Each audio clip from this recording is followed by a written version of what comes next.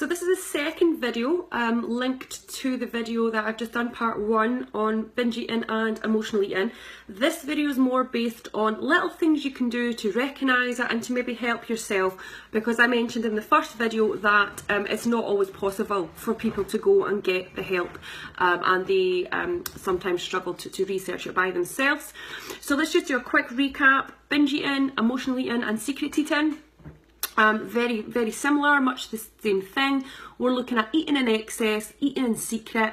It can be fast eating without anyone knowing. It's often linked to low self-esteem, and generally we do it to gain pleasure, often when we're stressed. However, the sad fact of it is, after we've done it, the feelings are the exact opposite. There's feelings of guilt and shame there.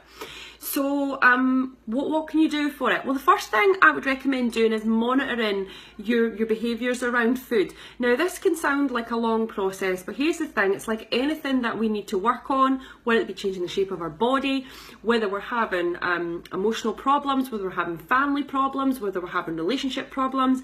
It's going to take a lot of work to fix it, and sometimes in this convenient world where everything's at the touch of a button and we want everything there and then, it can be a right pain thinking that you've got to put some work in, but that's the sad fact is what you're going to have to do.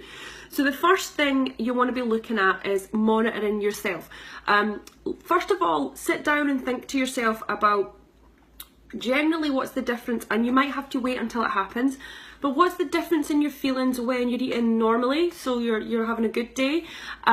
What's the difference in what you're doing, what your behaviour is, how you're feeling up here, but also physically, to how you're feeling when on a day before you've binged, what's happened in that day, and how you're feeling during the binge, how you're feeling after the binge, what thoughts are going through your head. Now, this can seem quite overwhelming, but for me to really break it down, I'd have to do this in individual videos, which I'm happy to do. But I want you to get the gist of what's going on. So it's all about self-monitoring. I want you to, once you've done that, look at, well, what are the pros and the cons? You can actually do this first. What are the pros and the cons of binge eating, of me having this behaviour type? What actually about it is working for me? What actually about it is not working for me? Now, when you do what's working for you, just watch that it doesn't link to something that's not working for you. So you may say, well, it gives me that momentarily, I can't get the word out. It gives me a momentarily, what is wrong with me today? It gives me a moment of release, emotional release. I'm going to go away from that word today, I can't get it out.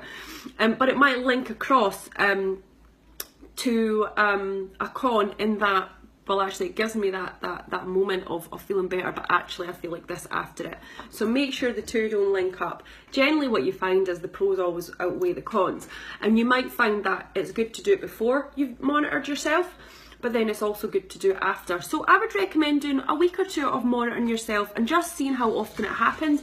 You might find you're going through a period where it's not happening. It's still good to monitor yourself so you can see when it does happen what the difference is, what's the difference in your mood. If you struggle with moods, finding a mood wheel or doing a bit of research on different moods may help you just define what different feelings and moods you're feeling during that period of time.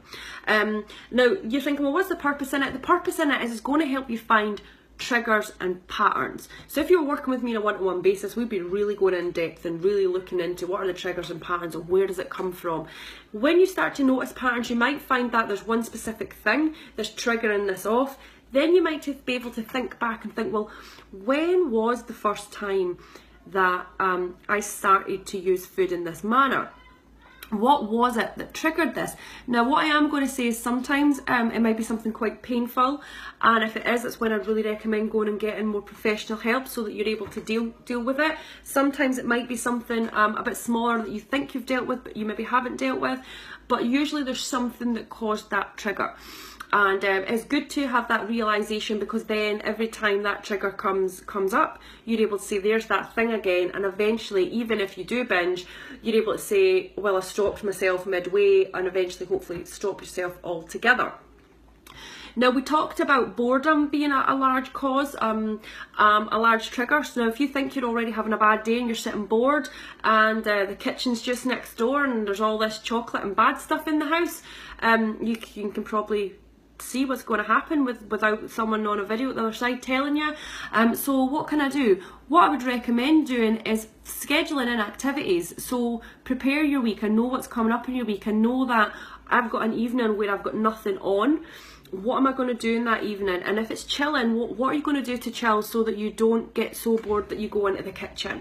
And that's something that we commonly forget about, that, oh, I wasn't really doing anything, I'm just bored. People tell me that all the time. You know, they're doing really well in a transformation. I was bored at night, so I just, you know, self-sabotage and ate everything in sight. And I'll say, well, why didn't you go do something that would stop it? So, you know, once you know there's triggers, you know that, okay, when I'm bored, this is when it's coming on. What can you do to stop yourself? Go a walk. Okay, it's dark outside. Maybe can you read a book, go for a bath, do something that involves you not eating that food. Now, that's easier said than done. It's going to take a lot of work, and you can see why the work that I was talking about, the self-monitoring, is going to be really important for you as well. Now, we're talking about planning ahead with activities, and like I say, I'm putting these into a nutshell. But what about your food? Planning your food and having a better relationship with food is probably top priority here, because you're binge eating because you don't have a good relationship with food. You likely don't have a good relationship with yourself. So you need to learn about, actually, well, how does the human body work? What is it the human body was made for? And understanding the concept of what those processed foods can do to you. And if you follow a lot of my videos, hopefully you've got an understanding of that. If you don't, there's various there I can signpost you to. But structuring your food out as well, so that we don't get those periods where we are not eating all day and we're coming home and binging because we're so hungry.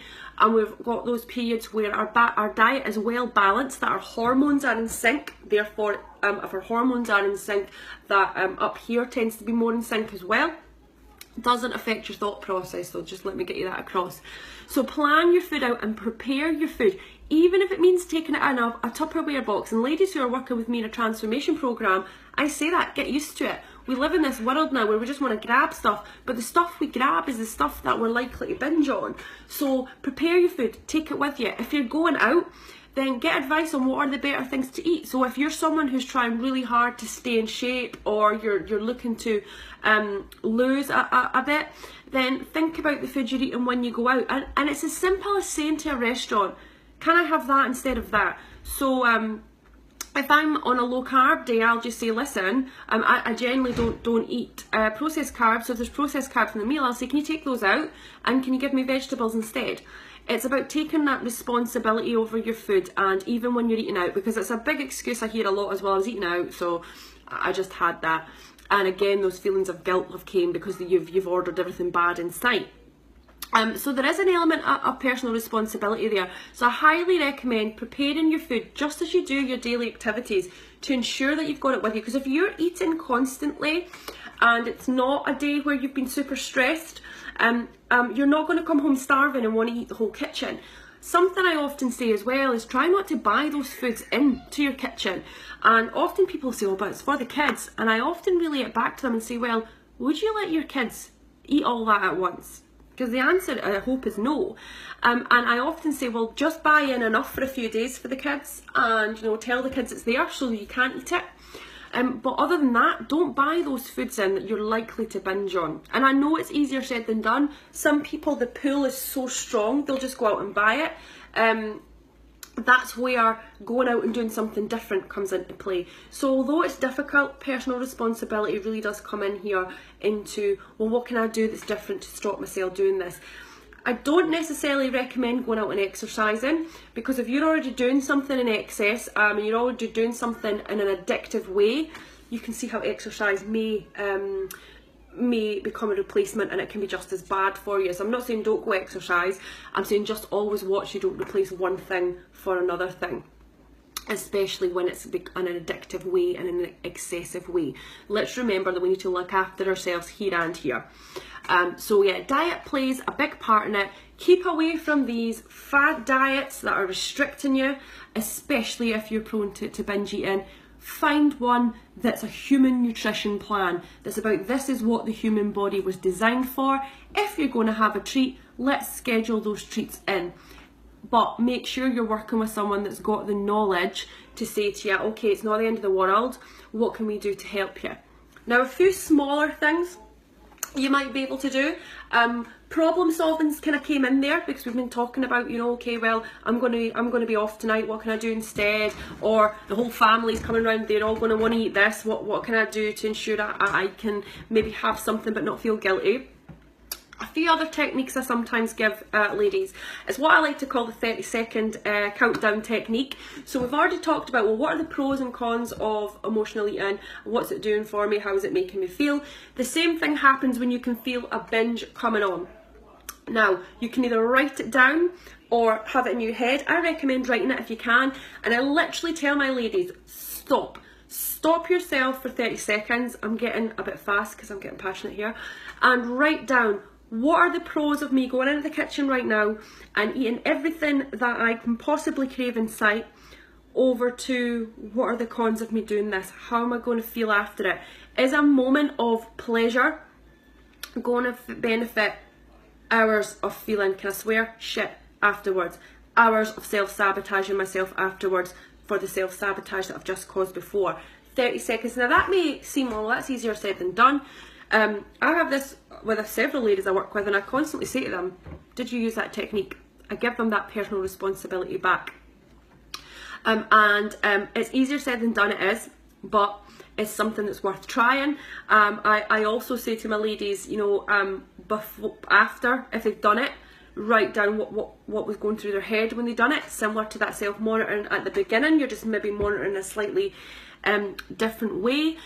And I also recommend working on yourself, working on loving yourself and building up the positivity within yourself and your confidence within yourself. And I've got a few videos posted around, so I'm not going to go into too much depth. Now, this is in a nutshell, and it might be like, wow, it's easier said than done, Lou.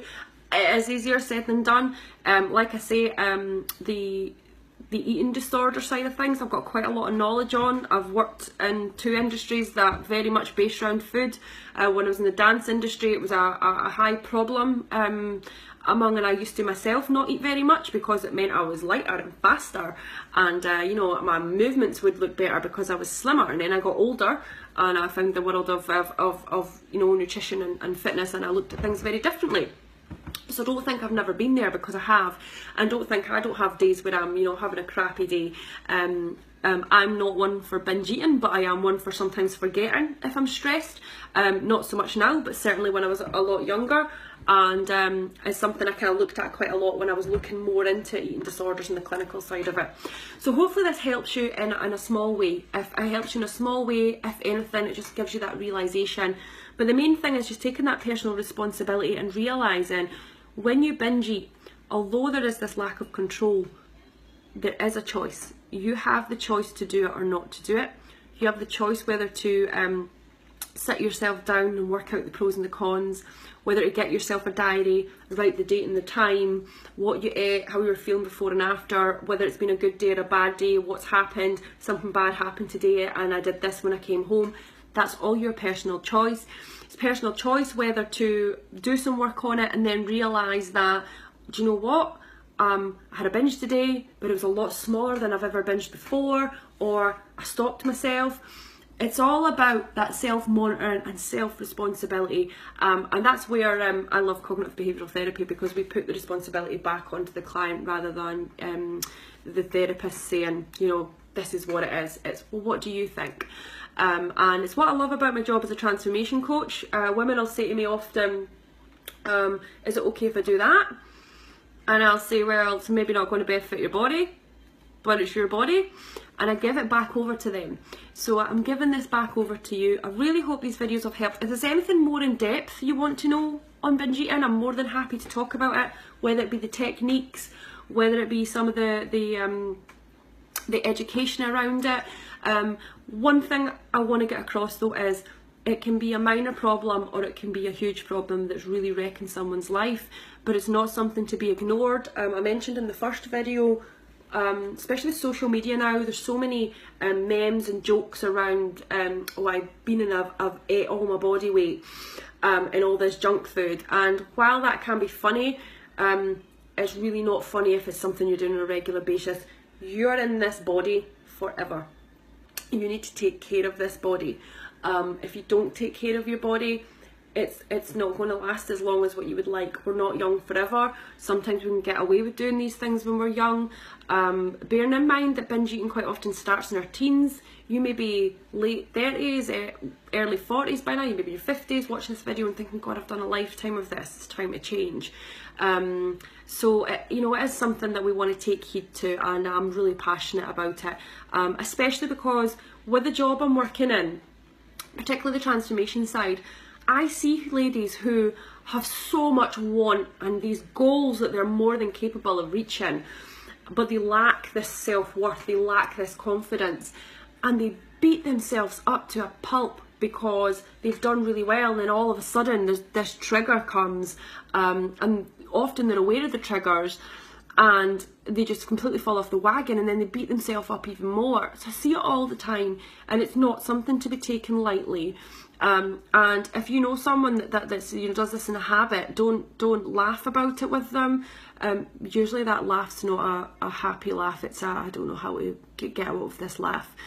It is something as a society we need to look at much more, because we live in this touch of a button reality world. We live in this world where all supermarkets are full of all this processed gunk that's full of chemicals that actually very much affects here, and it very much affects here. And I'm only one person. I can't change the world. I don't think I can anyway. But I can help some people, and hopefully this video and the video before it helped as well. Feel free to share it. Feel free to ask me any questions. Send me a private mail if there's something you want to know about. Often when you send me a private mail, if it's something I think is going to benefit everyone, I'll pop it on the page in a video. Don't worry, I won't use your name. Even if it's a scenario, usually I change it a bit so that you don't think it's about you. But hopefully it's helped. I know they've been long videos. There's not really any short way of talking about such a sensitive subject. Love to you all. Love yourselves. Coach Lou.